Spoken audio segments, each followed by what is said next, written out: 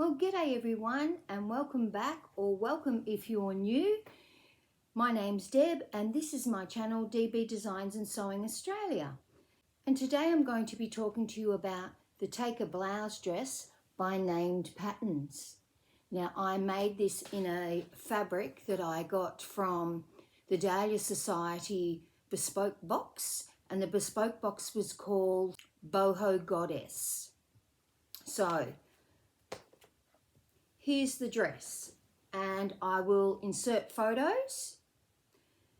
Now it's quite an easy make, and the fabric was actually really good to work with.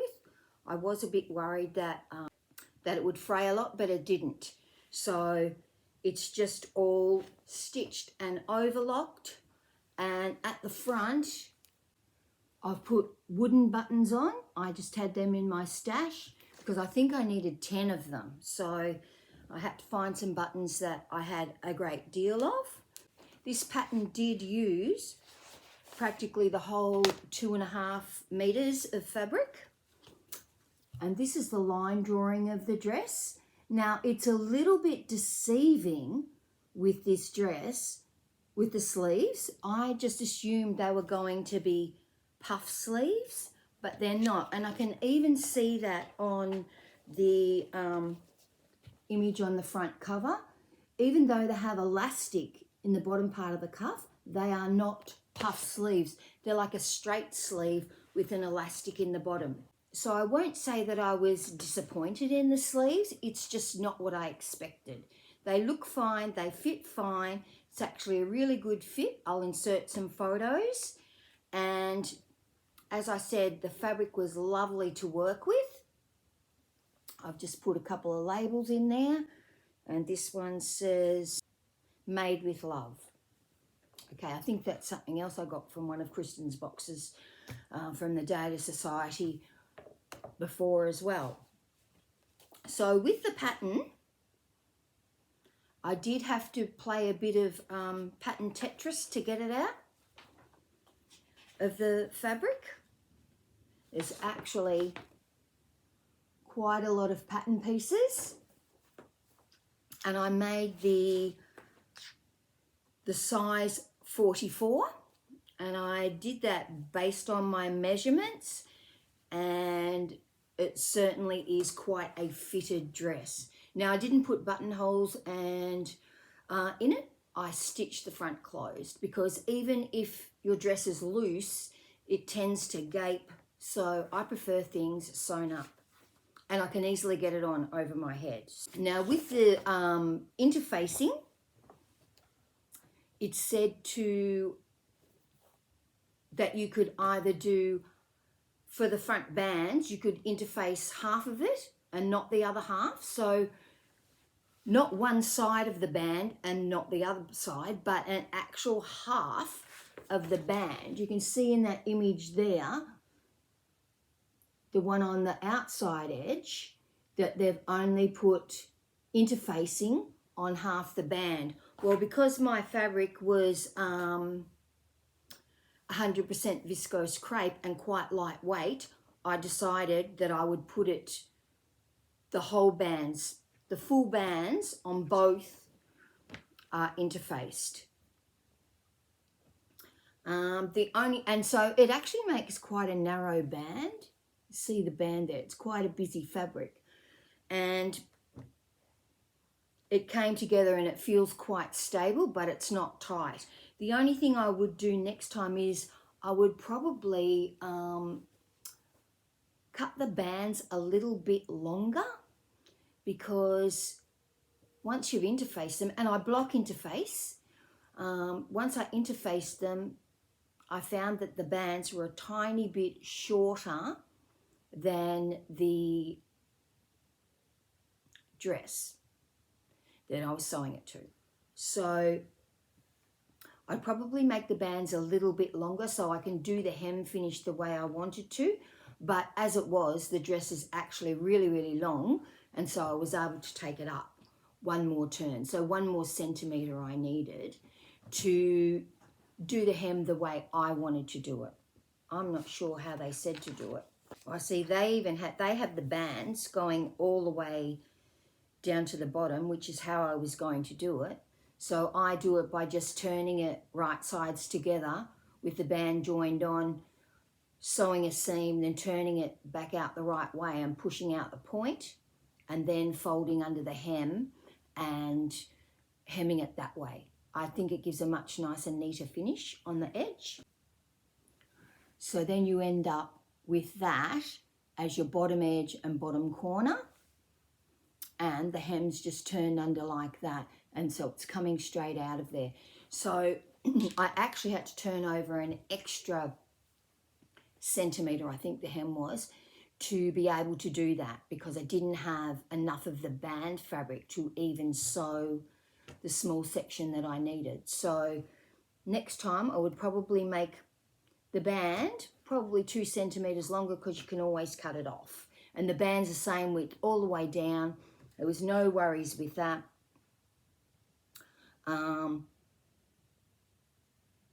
Quite a nice construction of the neck. And as you can see, you have not sewn your shoulder seams together yet when you've sewn the dress bodice to the skirt. You actually do that later, and then you're sewing the bands on, and you still have not, here you're sewing the bands on and you still have not sewn the shoulder seams. And then you sew the shoulder seams and the facing all in one. They tell you to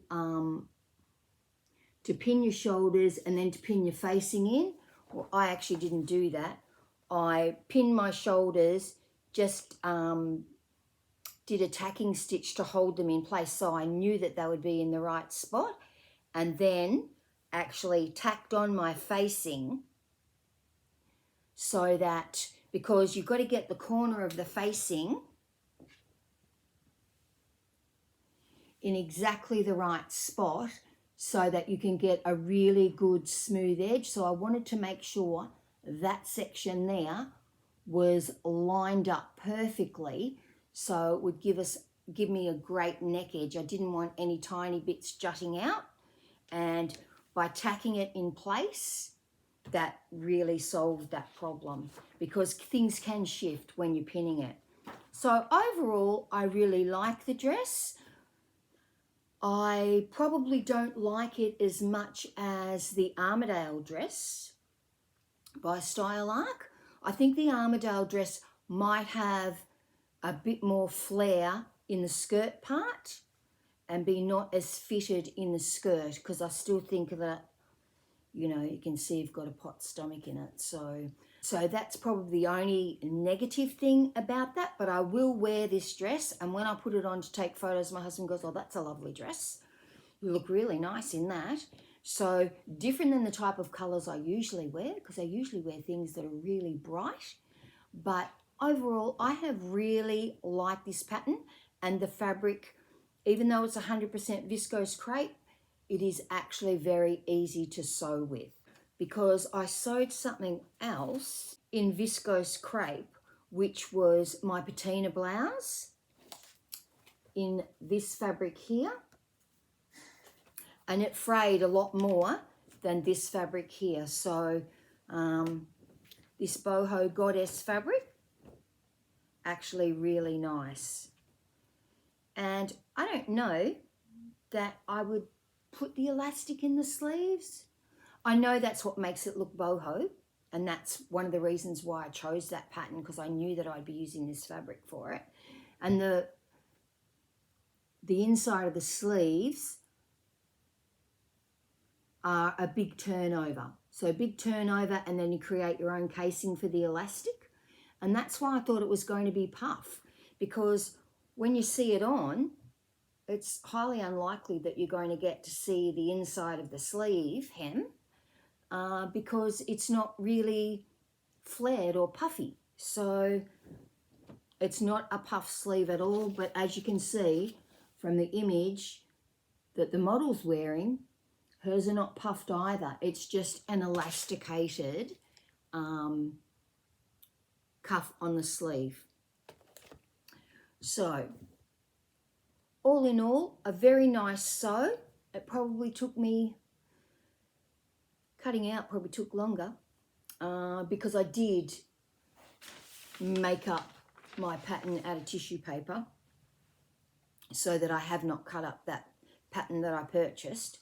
I really don't like to cut up patterns that I purchase. I sometimes cut up patterns that I've bought as a PDF because you can always print it off again. So, but when I have purchased an actual physical pattern, I don't like to cut it up so I can save it and one day sell it or make something for someone else or make it in a different size if I wasn't happy with the size of it. But really quite a nice dress and I'm loving the fabric and it does feel very swishy. Would I make it again? Yes, I probably would, but I might add a bit more flare into the skirt part. I'm happy with where it meets at the bust and I like that curved waist seam that runs right up to the bust like an empire bust line. I find that really comfortable to wear. What I'm wearing today is the Cielo top by Closet Core and I made this in a border print fabric that I had left over from a dress I had made many, many years ago. And I'm just wearing it with some white ash jeans that, although I like these jeans, you can see the pocket bags in them. And I've spoken about that before. When you're sewing white jeans, you need to get like nude colour or the colour of your legs, fabric for your pocket bags so that you can't see it through. So I won't be wearing these jeans. I'm going to my daughter's place to look after the baby and I won't be wearing these jeans because I have to roll around on the floor with her. So, and they've got a dog. So I might change into some other jeans. And that's all from me today. I will be back with a new make next week. Not sure what I'm making. I need to make a bit of a toile up for my sister's top that I'm making her so I can get it fitted, and then once I get her fit correct I'll be able to make her a couple of tops in that pattern. I know what she wants. She wants a V-neck top, no gathered sleeves, but the sleeve probably to come to this length and have a little bit of elastic around it or a bit of shirring in it, and not to be a swing top, but certainly not to be a fitted top, and nothing this loose on the shoulders. I think she's quite narrow in the shoulders and she wants it to have a V-neck, not a low V-neck. So that's what I'll be doing then. Please like and subscribe, and everybody have a really good week, and I'll talk to you then.